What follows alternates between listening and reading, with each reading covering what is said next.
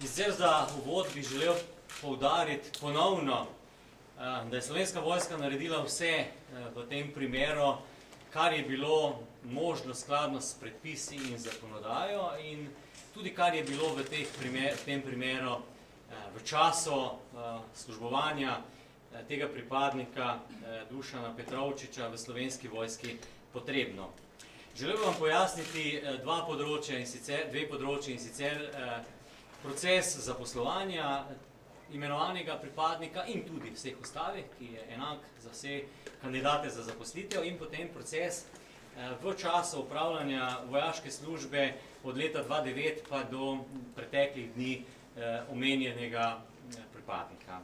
Zaposlil se je leta 2009, novembra 2009 v Slovenski vojski, je sklenil pogodbo o zaposlitvi za 10 let, tako kot predvidevajo predpisi. Bil je predtem tudi kandidat za služenje, prostovoljno služenje vojaškega roka, izpolnil je vse pogoje, vstopne pogoje za prostovoljno služenje in ga je tudi uspešno končal. Po uspešno končanem služenju vojaškega roka, prostovoljnega govorim, je kandidiral za zaposlitev in torej je uspešno kandidiral za zaposlitev in se novembra 2009 zaposlil. Smo sklenili pogodbo, kot sem dejal. Izpolnil je vse splošne in posebne pogoje za zaposlitev.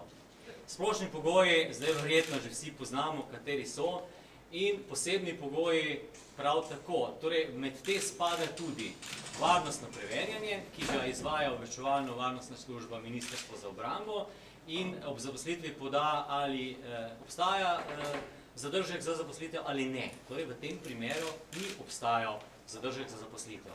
Potem je eden od kriterijev tudi, oziroma pogojev, uspešno zdravniško spričevalo za upravljanje vojaške službe. Tudi v tem primeru je vojaška zdravstvena enota, ki spremlja in podaja spričevala, izdelala spričevalo, iz katerega je bilo razvidno, da je zmožen za upravljanje vojaške službe.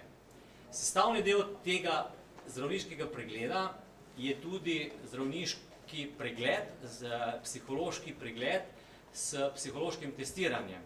V tem primeru je bil opravljen psihološki test z imenovanjem leta 2008, ko je kandidiral za prostovoljno služenje vojaškega roka, in leta 2009, ko je kandidiral za zaposlitev v Slovenski vojski.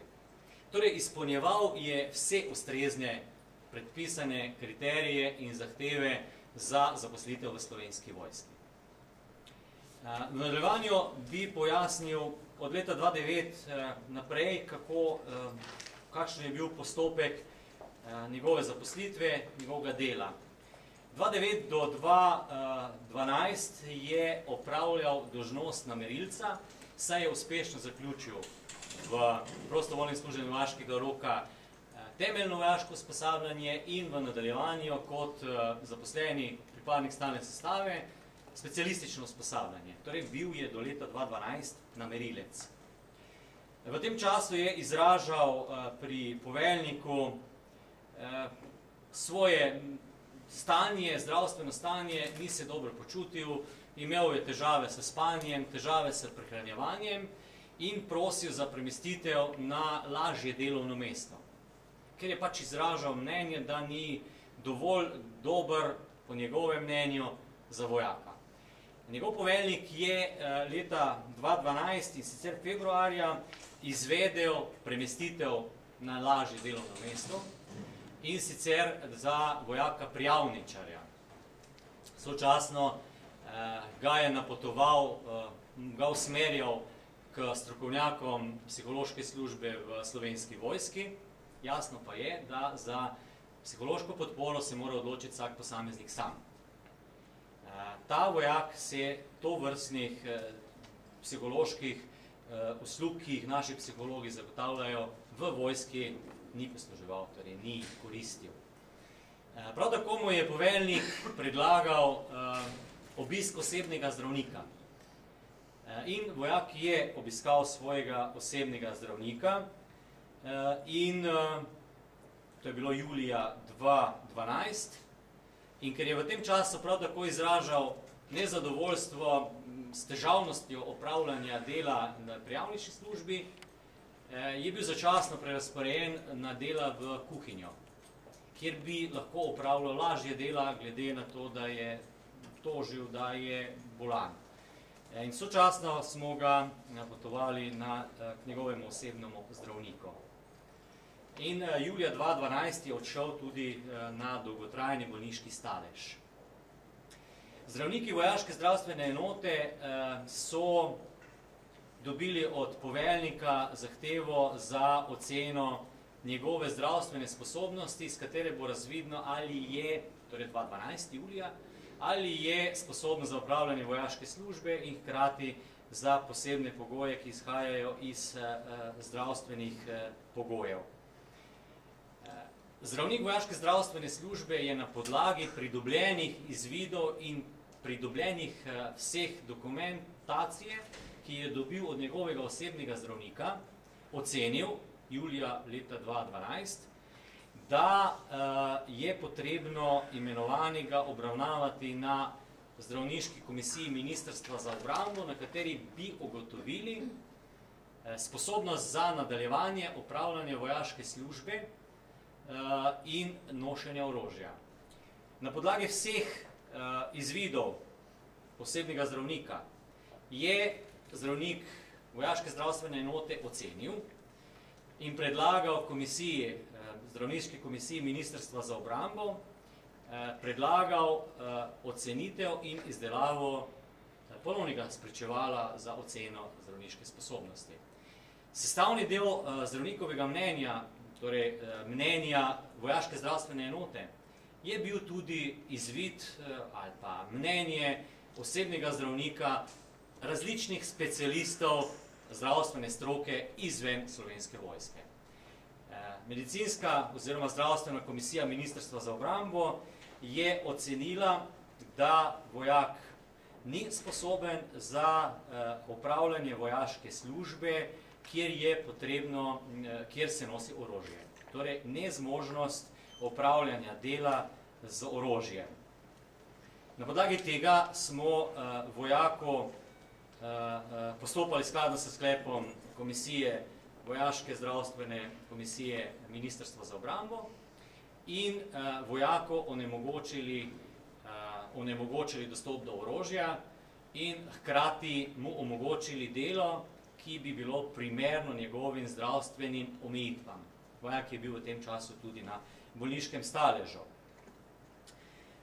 In od leta 2012 do 2013 je bil večino časa v bolniškem staležu. Aprila 2014 smo od Zavoda za invalidsko in pokojninsko zavarovanje prejeli odločbo komisije za ugotavljanje njegove zdravstvene sposobnosti, s katerim je ZPIZ ugotovil, da se imenovanjemu prizna invalidnost 3. kategorije in pravica do premestitve na delovno mesto z omejitvami, to je na manj odgovorno in enostavna dela ter nezmožnost dela z orožjem. To je bilo aprila 2014.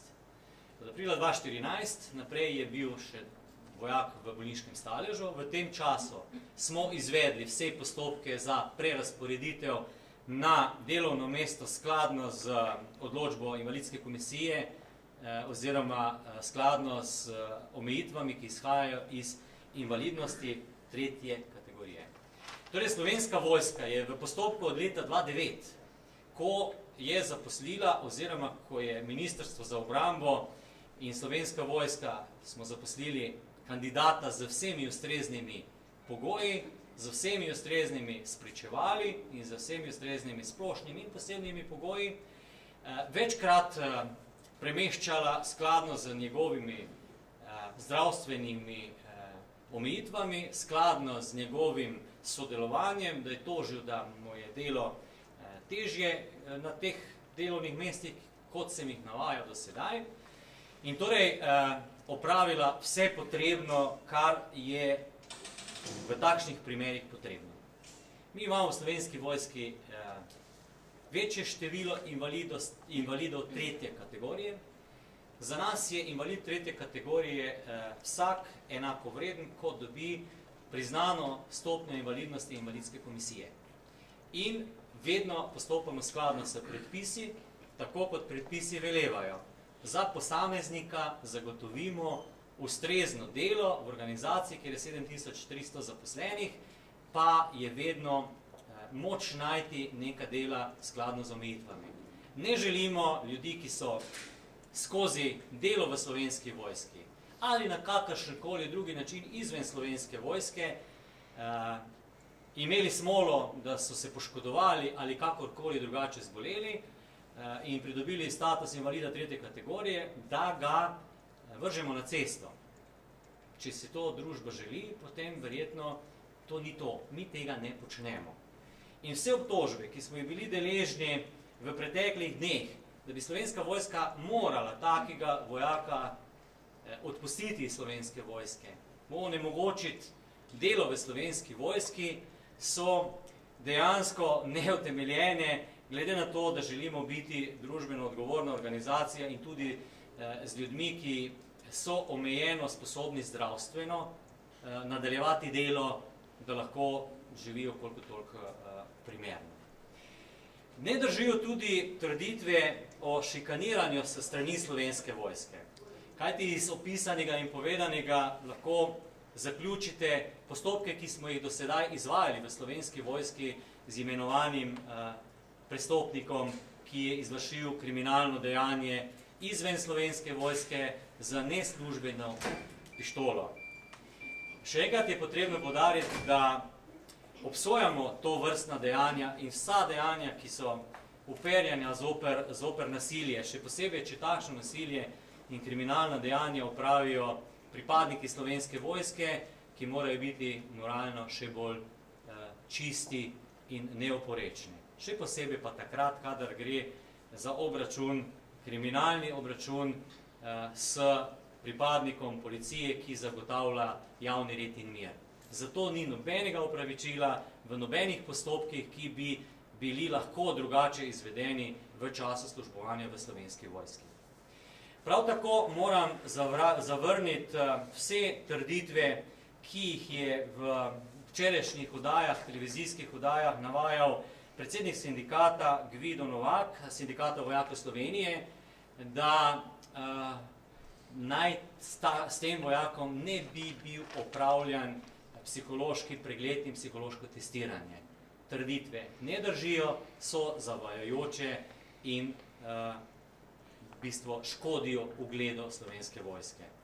Iz povedanega in iz vse dokumentacije je razvidno, da je Slovenska vojska imenovanega sprejela v svoje vrste na podlagi vseh zakonsko predpisanih postopkov in kriterijev, ki veljajo za vse zaposlene v Slovenski vojski. Zato takšna namigevanja, takšna spodbujanja krivde v Slovenski vojski zavračamo in jih ocenjujemo kot zelo neprimerne tudi za sindikalni boj, ko gre za kriminalno dejanje s posledicami smrti vpletene osebe. Toliko vprašanja na voljo, odgovori, pojasnjevanja, izvolite. Dejali ste, da je Šabot Planet Prve, dejali ste, da pač vojak ni bil sposoben upravljati vojaške službe. V 80. členu zakona o obrambi je jasno, so napisani 3 pogoji za upravljanje te službe. Zakaj ga torej na podlagi tega člena niste dopustili? Mi smo vojaka procesirali skozi njegovo zdravstveno stanje v sodelovanju z medicinsko stroko. Torej napotovali smo ga na zdravniške preglede.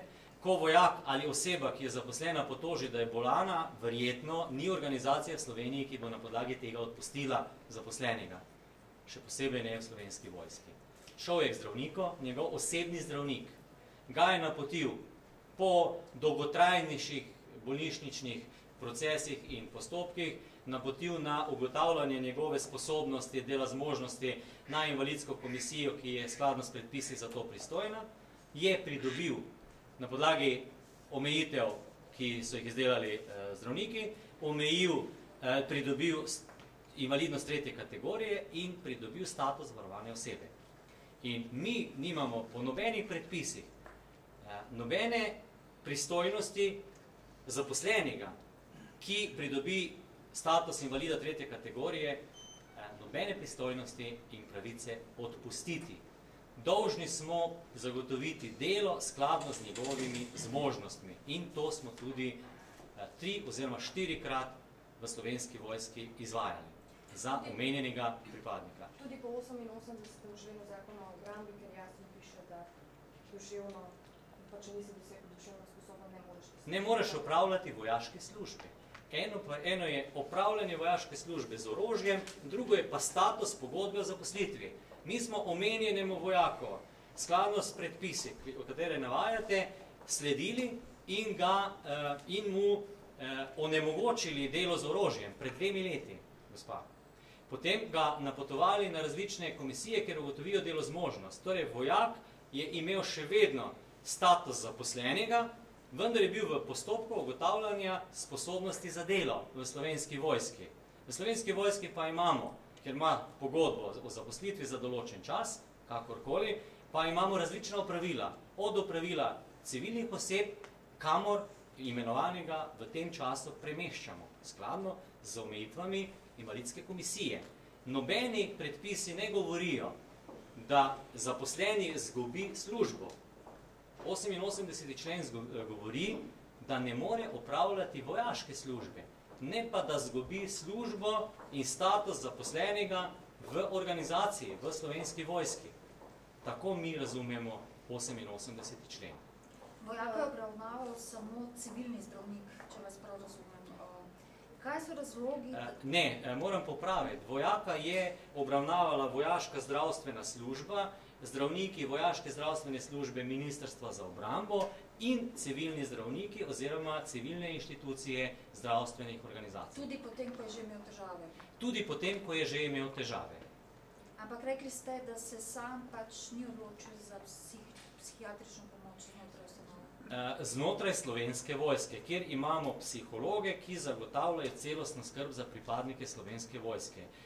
Naloga psihologov je, da zagotavljajo podporo vojakom, se z njimi ukvarjajo na način, da jim svetujejo in poskušajo najti izhod iz posameznih situacij, v katere vojak pride.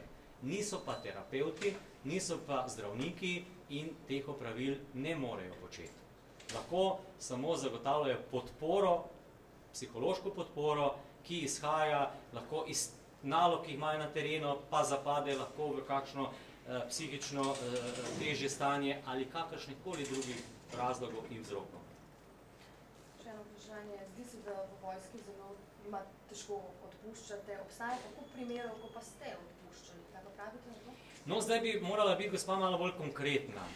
Odpuščali smo sigurno na podlagi vseh predpisov in odpustili smo tudi tiste, ki niso izpolnjevali pogojev ali bili kakorkoli drugače sankcionirani v povezave z disciplinskimi prekrški, v povezave s kazenskimi prekrški, kjer izhaja avtomatska prekinitev delovnega razmerja ali tudi na podlagi sklepa disciplinske komisije, ko posameznik je obravnavan na disciplinskem organu za prekrške, ki izhajajo iz kršitve vojaške discipline, krnitve ugleda Slovenske vojske, kršitve kodeksa vojaške etike, krnitve oziroma odstopa od pravil službe v Slovenski vojski in tako naprej. Zdaj tukaj v Slovenskih novicah je bil en primer, ko naj bi se nek Velenčan zaposlen v Slovenski vojski ukvarjal morda tudi s pasivnim bojem, dejali ste, da ste ukrepali, kako daleč ste? Da. Informacije, ki smo jih dobili tudi od vas, smo dali v procesiranje ustreznim službam. To so pa pri nas obveščevalno-varnostna služba, ki ima pristojnosti na tem področju, proučiti, raziskati, ker gre za pripadnika Slovenske vojske. Iz Slovenske vojske smo podali to informacijo in predvidevam, da delajo že na tem. Ne veste, kako daleč? Ne. Ne vemo, niti nam po predpisih ni potrebno, da nam obveščevalno-varnostna služba poroča o njihovem delu, ampak nas samo obvešča o rezultatih primernosti ali neprimernosti za delo v Slovenski vojski.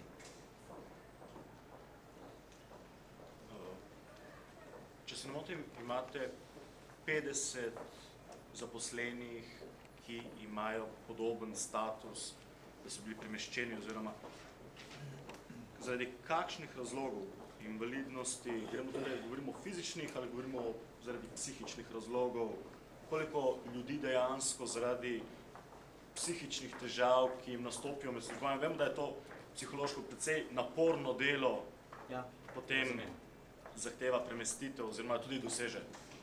Razumel sem vaše vprašanje. Mi dejansko imamo okrog 50 zaposlenih v Slovenski vojski, ki jim je Zdravniška komisija Ministrstva za obrambo ugotovila, da ne smejo ali pa ne morejo pri svojem delu uporabljati in nositi orožja iz različnih razlogov. Ali sluha, torej če vojak ne sme streljati, naprimer, da ima poškodovan sluh, potem tudi oborožitve ne more več nositi, ker je brezpredmetno. Ali iz različnih drugih razlogov, tudi psiholoških. Da. Imate mogoče podatek, koliko je takšnih, ki to zaradi psiholoških težav ne morejo upravljati? Ne. Ni. Nekaj je tudi takšnih. Gospod Korec, mogoče, če bi še tole malo bolj pojasnili, tudi za osumljenega, torej sedaj umora policista, ste razpolagali v Slovenski vojski oziroma tudi OVS, da naj bi bil osumljen nekaterih kaznivih dejanj, naj bi bil tudi že nepravnomočno obsojen. Morda bi še ta del pojasnili, a to ni bil morda dovolj tehni razlog za, ne vem, suspens že prej oziroma disciplinski postopek? Ne. Eno je kazenski pregon, drugo je pa disciplinski postopek v organizaciji, ki ima pristojnosti za vodenje disciplinskega postopka. To sta dva različna postopka. Torej, imenovani nas je obvestil pred 2 leti, mislim, da je nepravnomočno obsojen zaradi prestopkov in da je ta njegova nepravnomočna obsodba v procesiranju. Torej, na podlagi tega mi nimamo nobene možnosti, da odpovemo pogodbo o zaposlitvi. Če bi pa bil pravnomočno obsojen za zapor daljši od 6 mesecev, je pa to avtomatska prekinitev, oziroma v času, ko je bil v tem prestopku, oziroma ko je opravil ta prestopek, o tem prestopku nihče v Sloveniji ni poročal, da gre za vojaka, da je bilo karkoli povezano z Slovensko vojsko in torej ni bil povezan z krnitvijo ugleda Slovenske vojske, da bi ga lahko disciplinsko obravnavali. Nikjer se do zdaj ni omenjalo tega, da je vojak Slovenske vojske vlomil, kradel, ne vem kaj delal, da bi potem Slovenska vojska lahko zaradi tega utrpela krnitev ugleda Slovenske vojske. Ni kot razloga za obravnavo v disciplinskem postopku.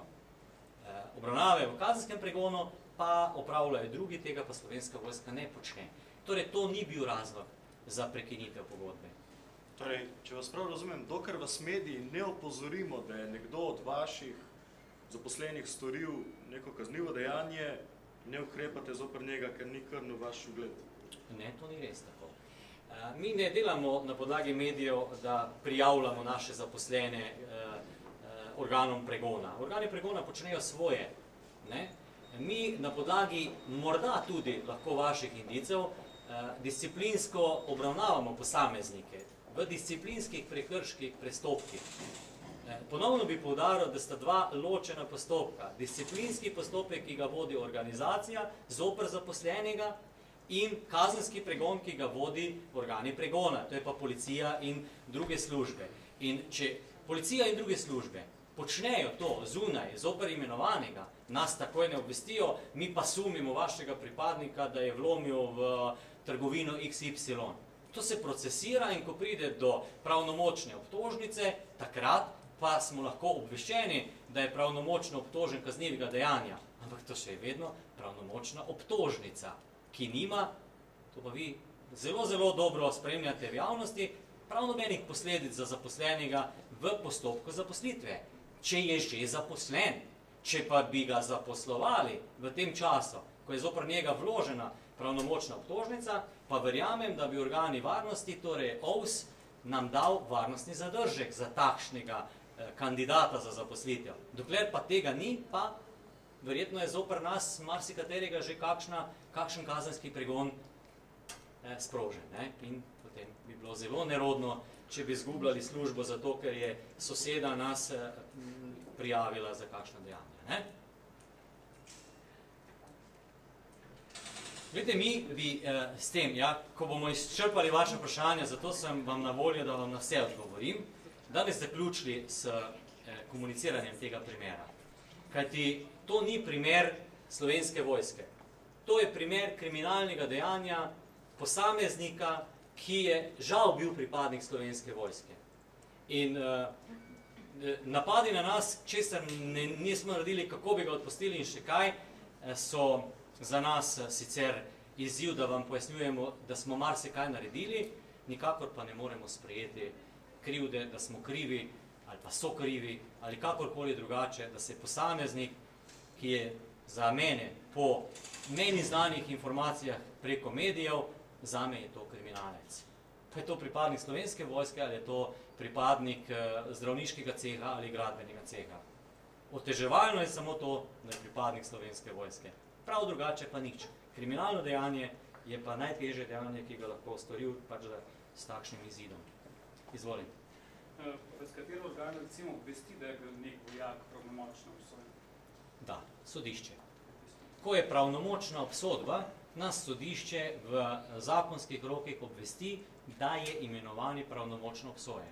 In če je pravnomočno obsojen več kot 6 mesecev, je en postopek, če pa do 6 mesecev, je pa spet drugi postopek za prekinitev pogodbe ali ne. Se pravi, da se ne more zgoditi, da bi bil recimo pravnomočno obsojen, pa da vi za to ne bi vedeli? Ne, ni se še zgodilo. Še? Morda? Obveščevalna služba, o kateri ste govorili. Obveščevalno-varnostna služba Ministrstva za obrambo. To ni služba Slovenske vojske. Ja. A se oni za preiskavo odločijo samoiniciativno in vi napotite tudi kakšne? In koliko me zanima, koliko je to kvalitativno, kako to oni preiskajo? Glejte, o kvaliteti dela različnih služb v Sloveniji, to je težko govoriti. Jaz tega niti bestojen nisem, nisem strokovnjak za to. S kakšni podatki operirajo, ali tudi s kakšne... Različne metode imajo verjetno. Jaz teh metod ne poznam. Zato je obveščevalno-varnostna služba ni služba Slovenske vojske, ampak je služba izven Slovenske vojske, da dela po svojih postopkih in pravilih, ki so predpisana in ni povezavi z delovanjem Slovenske vojske, ampak delujejo za Slovensko vojsko. In nas obveščajo, kakšne pa imajo postopke različne. Ampak kako pa zgleda podporočilo, recimo? Varnostni zadržek ali ne? Samo to. Za posameznika obstaja varnostni zadržek za zaposlitev, za podaljšanje pogodbe ali kakorkoli, ali za posameznika ni varnostnega zadržka za zaposlitev. To je vse za nas in mi nimamo niti vpogleda zakaj, niti zakaj ne in to nas tudi ne zanima. Nas zanima, nas se zanima, če ne izpolnjuje pogojev, torej da je varnostni zadržek, ga itak ne zaposlimo. To je eden od kriterijev za nezaposlitev. Če pa izpolnjuje vse pogoje, pa nas nima kaj zanimati več. Ampak verjetno tudi vi si želite vedeti... Ne želimo si vedeti. Glejte, ne želimo si vedeti. V zadnjih dneh, ko je bilo, zakaj Slovenska vojska ne spremlja pripadnikov izven delovnega časa. V Slovenski vojski si tega ne želimo. Verjetno si tega ne želi nihče v družbi. Da bomo spremljani 24 ur na dan od različnih organov. Nekoč smo živeli že s takšnimi principi in nas je to motilo. Jaz kot zaposleni v Slovenski vojski v taki organizaciji ne bi delal. Verjetno si pa vi tudi ne želite v medijskih hišah, da vas bodo spremljali, s kom komunicirate, kaj si dopisujete, s kom greste na kavo in kaj počnete, ko odidete iz službe. Res je, da smo pripadniki Slovenske vojske bolj pod drobnogledom javnosti, kar je zelo prav. In se vam zahvaljujem za vse odklone, ki jih navajate, pa nas opozarjate, ker to dviguje našo kvaliteto. Ampak ne moramo pa pristati na teze, vojaka odpustiti, vojaka spremljati, z vojakom početi, kot je bil en komentar, tudi na silo ga zatrpati na zdravljenje. Če to želimo, potem verjetno nismo v isti sestavi vsi enaki. Ampak recimo ne, ta vojak je pisal blog, iz katerega se pač da prebrati, mogoče ne vem, ker ima resne neke težave. Da, in resnim težavam smo pristopili resno. Smo ga napotovali na različne inštitucije, smo sledili njegovim omembam, da je zdravstveno težje prilagodljiv ali pa da ima zdravstvene težave in smo ga premeščali. 4-krat smo ga premestili, da smo mu omogočili, da lahko lažje opravlja delo. Zdaj, če pa od nas zahteva in pričakuje, da ga bomo odpustili, pa sem prej navedel, kakšni so postopki. Ali pa, če kdo pričakuje od Slovenske vojske, da ga bo spremljala, pa na podlagi tega, jaz ne vem, če on pisa blog, lahko v njegovem imenu nekdo piše blog, tudi v vašem imenu lahko piše blog, pa na podlagi tega sem jaz potem okarakteriziran tako, kot piše v blogu. A ni to neodgovorno? Ne, seveda, da je, ne? Torej, mi tega nočemo. Gospod, mi tega nočemo. Vojska tega noče. In tega nima pristojnosti in nobeni predpisi nam tega ne dovoljujejo. In tega si ne želimo. Ampak je tak blok znak za alarm? Tak blok je lahko znak za alarm. Tak blok je tudi bil nam znak za alarm, da smo ga resno procesirali, da med 7000 vojakov takšnega, ki izraža na blogu neka stališča, pride do poveljnika, da ga poveljnik še bolj resno obravnava in mu pomaga. In v tem primeru ne zaradi bloga, ampak zaradi njegovih prošenj po zdravstvenem stanju, ki je bilo nestabilno, smo ga zelo resno obravnavali. Pa ste preverjali, ali je to, zdaj jaz se strinjam s tem, da bi ta človek verjetno isto dejavnost naredil tudi, če ne bi bil v vojski. Ampak ali ni vojska tista organizacija, ki bi morala še toliko bolj skrbeti za neko duševno stabilnost svojih pripadnikov? Ali ste preverjali, ali je ta človek zdravljen v bistvu? Ali ste razmišljali o kakšnem, ne vem, dodatnem psihičnem testiranju? Ali to psihično testiranje je samo sprejem v vojsko? Ne, dejal sem, njegov osebni zdravnik je v procesu zdravljenja dostavil dokumentacijo medicinski zdravstveni službi Ministrstva za obrambo oziroma Slovenske vojske, iz katere je bilo razvidno, da je bil procesiran v pri različnih medicinskih specialistih. In mi se ponovno ne želimo tega, gospa, da bomo mi na podlagi indicev okarakterizirali ljudi, da eni so, eni pa niso. Zato je pristojna medicinska stroka in mi smo dolžni popolnoma slediti zaključkom različnih medicinskih strokovnjakov. Tudi v tem primeru je vojaška zdravstvena služba sledila mnenju in zaključkom specialistov in dokumentaciji, ki jih je dostavil njegov osebni zdravnik naši medicinski ustanovi.